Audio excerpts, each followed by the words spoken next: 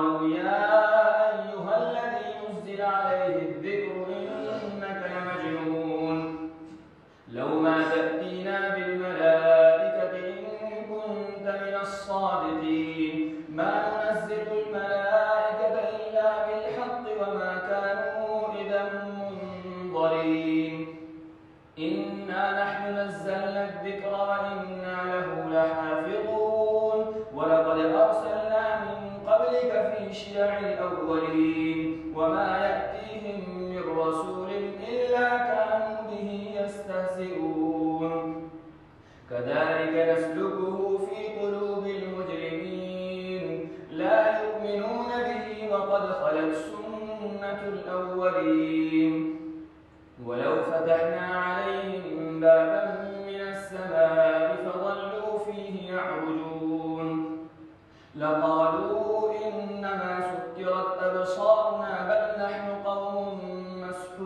مسحورون ولقد جعلنا في السماء بروجا وزيناها للناظرين وحفظناها من كل شيطان رجيم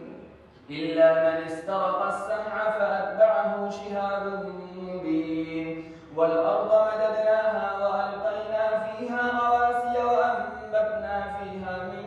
كل شيء موزون وجعلنا لكم فيها معايش ومن لستم له برازقين وإن من شيء إلا عندنا خزائنه وما ننزله إلا بقدر معلوم وأرسلنا الرياح لواقح فأنزلنا من السماء ماء فأسقيناكموه وما أنتم له بخازنين وإنا لنحن نحيي ونميت ونحن الوارثون ولقد علمنا المستقدمين منكم ولقد علمنا المستأخرين وإن ربك هو يحشرهم إنه حكيم عليم ولقد خلقنا الإنسان من صلصال من حمأ مسنون والجان خلقناه من قبل من نار السموم وإذ قال ربك للملائكة إني خالق بشرا من صلصال من حمأ مسنون فإذا سويته ونفخت فيه من روحي فقعوا له ساجدين فسجد الملائكة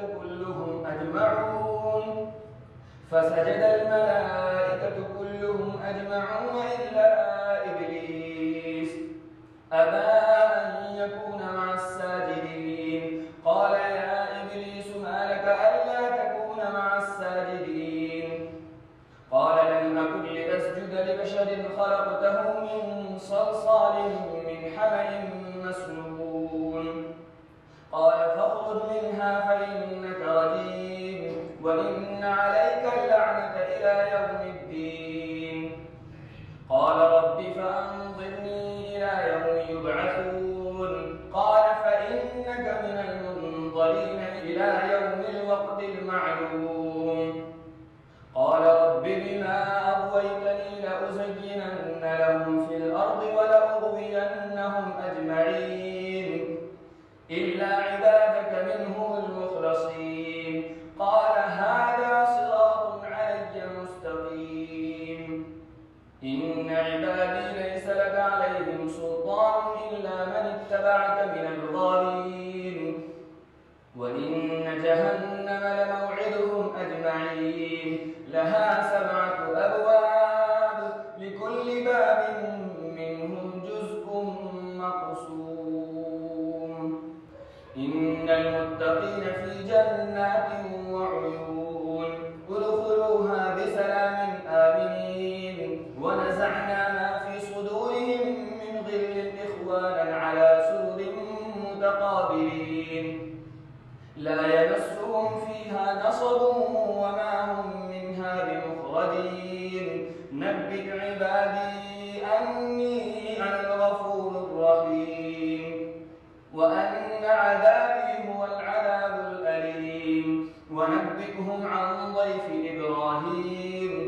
إذ دخلوا عليه فقالوا سلاما قال إنا منكم وجلون قالوا لا توجل إنا نبشرك بغلام عليم قال أبشرتموني على أن مسني الكبر فبم تبشرون قالوا بشرناك بالحق فلا تكن من القانطين قال ومن يقنط من رحمة ربه إلا الضالون قال فما خطبكم أيها المرسلون قالوا إنا أرسلنا إلى قوم مجرمين إلا آل لوط إنا لمنجوهم أجمعين إلا امرأته قدرنا إنها لمن الغابرين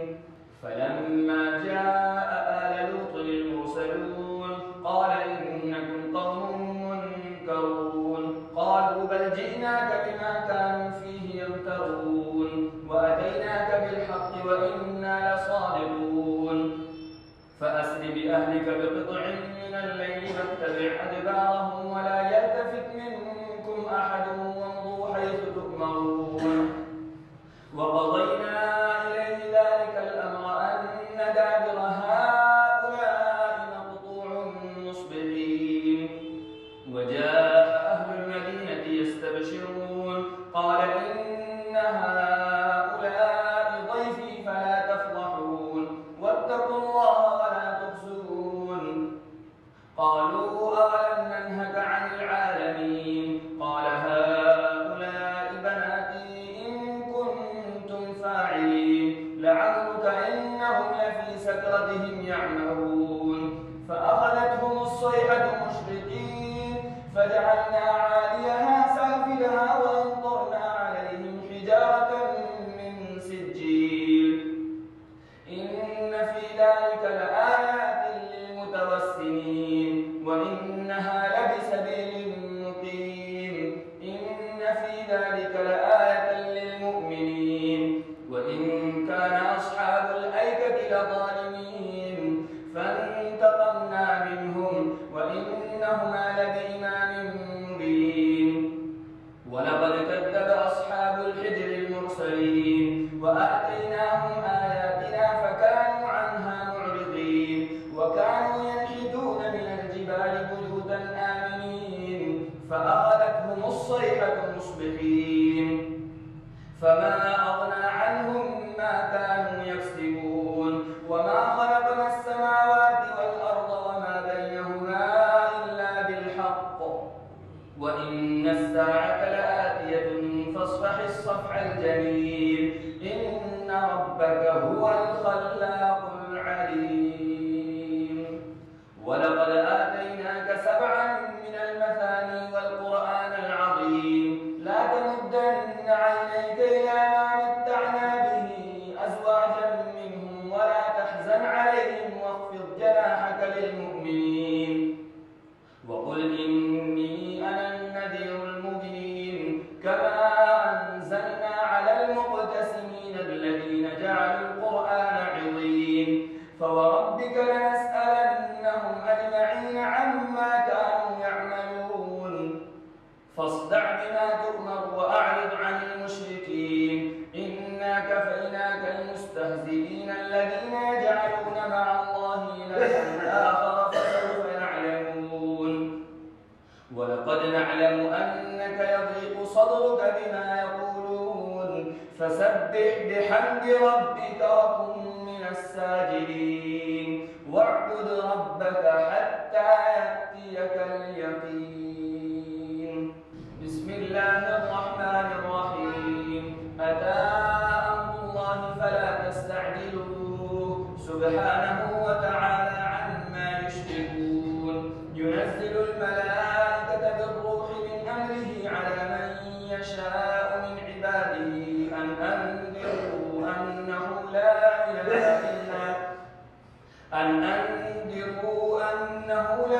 إله إلا أنا فاتقون خلق السماوات والأرض بالحق تعالى عما يشركون خلق الإنسان من نطفة فإذا هو خصيم مبين والأنعام خلقها لكم فيها دفء ومنافع ومنها تأكلون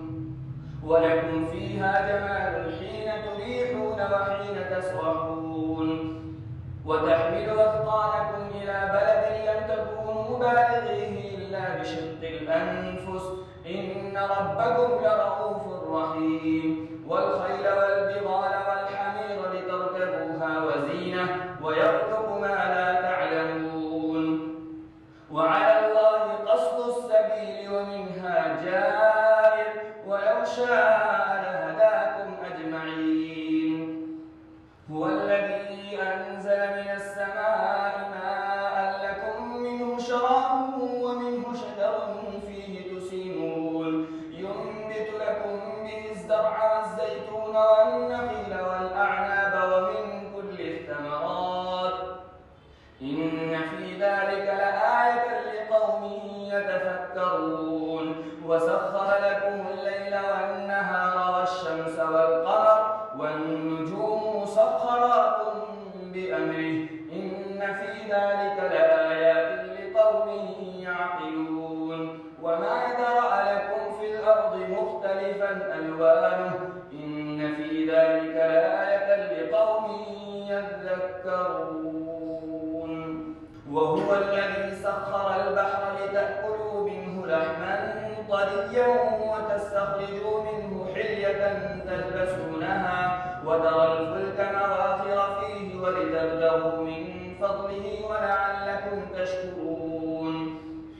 وألقى في الأرض رواسي أن تميد بكم وأنهارا وسبلا لعلكم تهتدون وعلامات وبالنجم هم يهتدون أفمن يخلق كمن لا يخلق أفلا تذكرون وإن تعدوا نعمة الله لا تحصوها إن الله لغفور رحيم والله يعلم ما تسرون وما تعلنون والذين يدعون من دون الله لا يخلقون شيئا وهم يخلقون أموات غير أحياء وما يشعرون أيان يبعثون إلهكم إله واحد فالذين لا يؤمنون بالآخرة قلوبهم منكرة وهم مستكبرون لا جرم أن الله يعلم ما يسرون وما يعلنون إنه لا يحب المستكبرين وإذا قيل لهم ماذا أنزل ربكم قالوا أساطير الأولين ليحملوا أوزارهم كاملة يوم القيامة ومن أوزار الذين يضلونهم بغير علم ألا ساء ما يزرون قد مكر الذين من قبلهم فأتى الله بنيانهم من القواعد فخر عليهم السقف من فوقهم وأتاهم العذاب من حيث لا يشعرون ثم يوم القيامة يخزيهم ويقول أين شركائي الذين كنتم تشاقون فيهم قال الذين أوتوا العلم إن الخزي اليوم والسوء على الكافرين الذين تتوفاهم الملائكة ظالمي أنفسهم فألقوا السلم ما كنا نعمل من سوء بلى إن الله عليم بما كنتم تعملون فادخلوا أبواب جهنم خالدين فيها فلبئس مثوى المتكبرين وقيل للذين اتقوا ماذا أنزل ربكم قالوا خيرا للذين أحسنوا في هذه الدنيا حسنة ولدار الآخرة خير ولنعم دار المتقين جنات عدن يدخلونها تجري من تحتها الأنهار لهم فيها ما يشاءون كذلك يجزي الله المتقين الذين تتوفاهم الملائكة طيبين يقولون سلام عليكم ادخلوا الجنة بما كنتم تعملون هل ينظرون إلا أن تأتيهم الملائكة أو يأتي أمر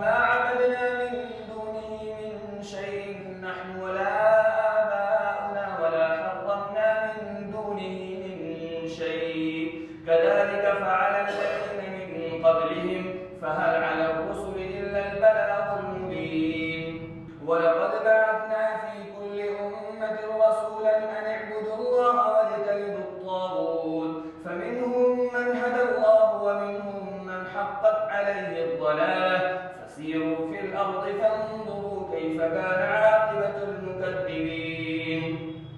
إن تحرص على هداهم فإن الله لا يهدي من يضل وما لهم من ناصرين وأقسموا بالله جهد أيمانهم لا يبعث الله من يموت بلى وعدا عليه حقا ولكن أكثر الناس لا يعلمون ليبين لهم الذي يختلفون فيه وليعلم الذين كفروا أنهم كانوا كاذبين إنما قولنا لشيء إذا أردناه أن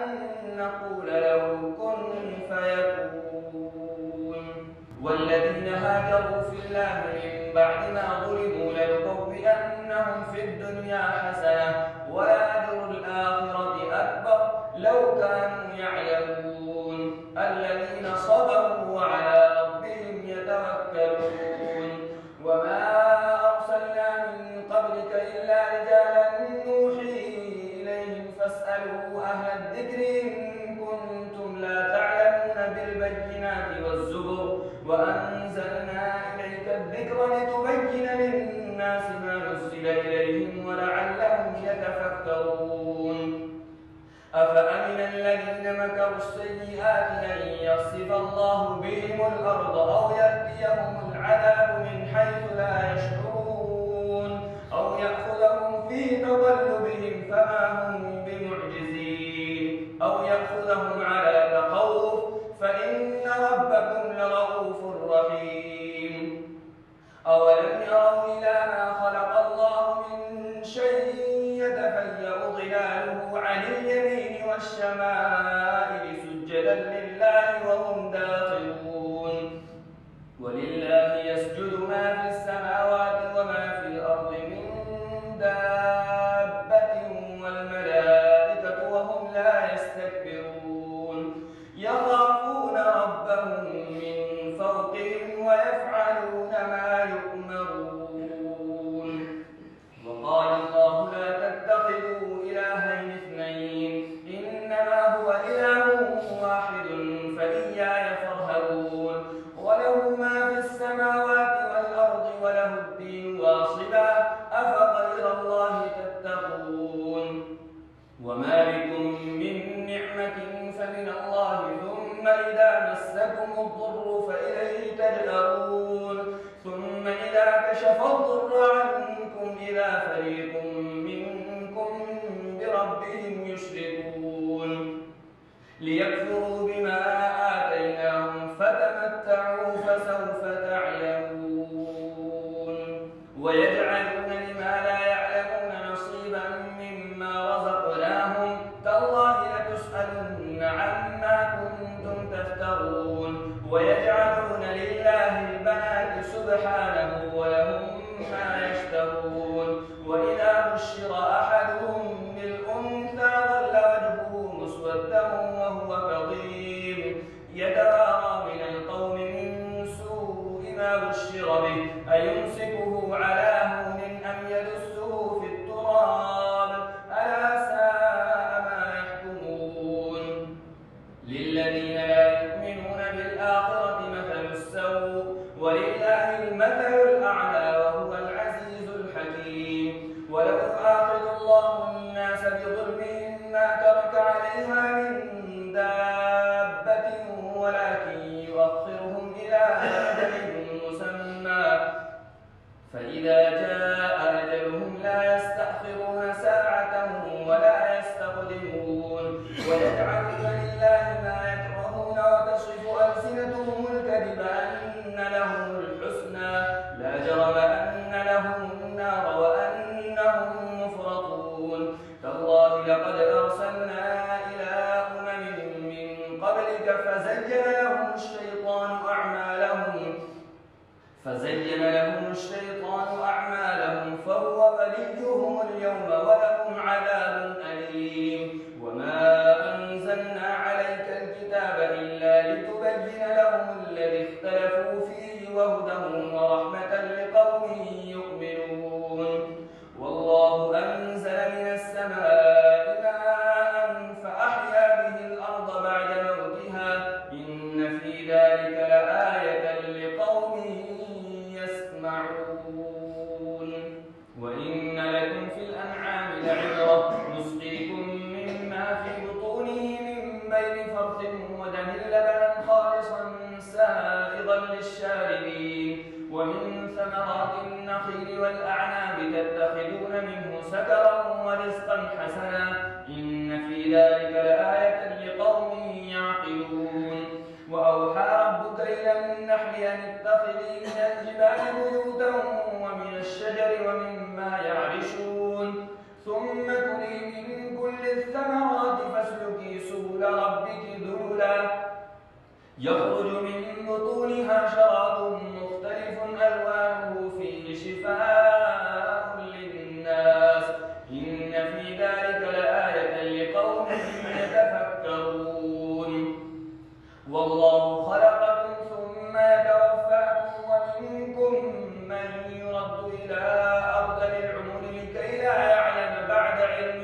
شيئا إن الله عليم قدير والله فضل بعضكم على بعض في الرزق فما الذين فضلوا براد رزقهم على ما ملكت أيمانهم فهم فيه سواء أفبنعمة الله يجحدون والله جعل لكم من أنفسكم أزواجا وجعل لكم من أزواجكم بنين وحفدة ورزقكم من الطيبات أفبالباطل يؤمنون وبنعمة الله هم يكفرون ويعبدون من دون الله ما لا يملك لهم رزقا من السماوات والأرض شيئا ولا يستطيعون فلا تضربوا لله الأمثال إن الله يعلم وأنتم لا تعلمون ضرب الله مثلا عبدا مملوكا لا يقدر على شيء ومن رزقناه منا رزقا حسنا فهو ينفق منه سرا وجهرا هل يستوون الحمد لله بل أكثرهم لا يعلمون وضرب الله مثلا رجلين أحدهما أبكم لا يقدر على شيء وهو كل على مولاه أينما يوجهه لا يأتي بخير هل يستوي هو ومن يأمر بالعدل وهو على صراط مستقيم ولله غيب السماوات والأرض وما أمر الساعة إلا كلمح البصر أو هو أقرب إن الله على كل شيء قدير والله أخرجكم من بطون أمهاتكم لا تعلمون شيئا وجعل لكم السمع والأبصار والأفئدة لعلكم تشكرون ألم يروا إلى الطير مسخرات في جو السماء ما يمسكهن إلا الله إن في ذلك لآيات لقوم يؤمنون والله جعل لكم من بيوتكم سكنا وجعل لكم من جلود الأنعام بيوتا تستخفونها يوم ضعنكم ويوم إقامتكم ومن أصوافها وأوبارها وأشعارها أثاثا ومتاعا إلى حين والله جعل لكم مما خلق ظلالا وجعل لكم من الجبال أكنانا وجعل لكم سرابيل تقيكم الحر وسرابيل تقيكم بأسكم كذلك يتم نعمته عليكم لعلكم تسلمون فإن تولوا فإنما عليك البلاغ المبين يعرفون نعمة الله ثم ينكرونها وأكثرهم الكافرون ويوم نبعث من كل أمة شهيدا ثم لا يؤذن للذين كفروا ولا هم يستعتبون وإذا رأى الذين ظلموا العذاب فلا يخفف عنهم ولا هم ينظرون وإذا رأى الذين أشركوا شركاءهم قالوا ربنا هؤلاء شركاؤنا الذين كنا ندعو من دونك فألقوا إليهم القول إنكم لكاذبون وألقوا إلى الله يومئذ السلم وضل عنهم ما كانوا يفترون الذين كفروا وصدوا عن سبيل الله زدناهم عذابا فوق العذاب بما كانوا يفسدون ويوم نبعث في كل أمة شهيدا عليهم من أنفسهم وجئنا بك شهيدا على هؤلاء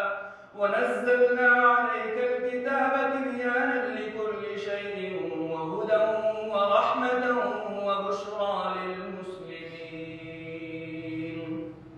إن الله يأمر بالعدل والإحسان وإيتاء ذي القربى وينهى عن الفحشاء والمنكر والبغي يعظكم لعلكم تذكرون وأوفوا بعهد الله إذا عاهدتم ولا تنقضوا الأيمان بعد توكيدها وقد جعلتم الله عليكم كفيلا إن الله يعلم ما تفعلون ولا تكونوا كالتي نقضت غزلها من بعد قوة أنكاثا تتخذون أيمانكم دخلا بينكم أن تكون أمة هي أربى من أمة إنما يبلوكم الله به وليبينن لكم يوم القيامة ما كنتم فيه تختلفون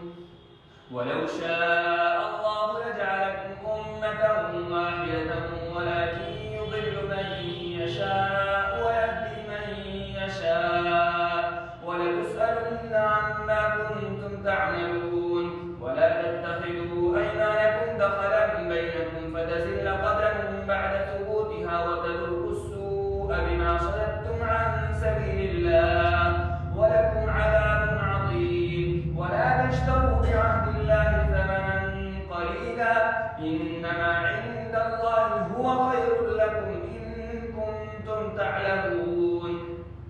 ما عندكم ينفد وما عند الله باق ولنجزين الذين صبروا أجرهم بأحسن ما كانوا يعملون من عمل صالحا من ذكر أو أنثى وهو مؤمن فلنحيينه حياة طيبة ولنجزينهم أجرهم بأحسن ما كانوا يعملون فإذا قرأت القرآن فاستعذ بالله من الشيطان الرجيم إنه ليس له سلطان على الذين آمنوا وعلى ربهم يتوكلون إنما سلطانه على الذين يتولونه والذين هم به مشركون وإذا بدلنا آية مكان آية والله أعلم بما ينزل قالوا إنما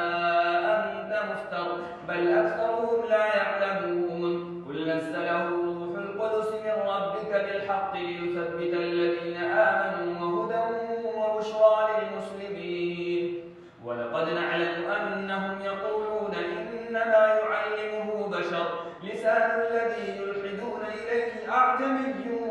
وهذا لسان عربي مبين إن الذين لا يؤمنون بآيات الله لا يهديهم الله ولهم عذاب أليم إنما يفتري الكذب الذين لا يؤمنون بآيات الله وأولئك هم الكاذبون من كفر بالله من بعد إيمانه إلا من أكره وقلبه مطمئن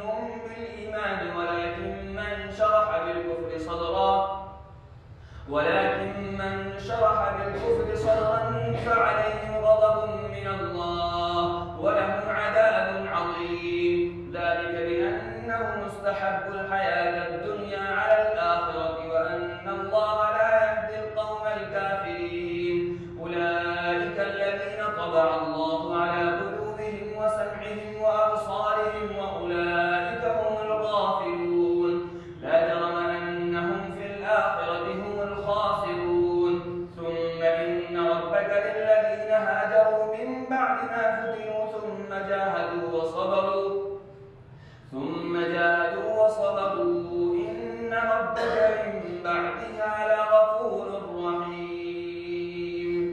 يوم تأتي كل نفس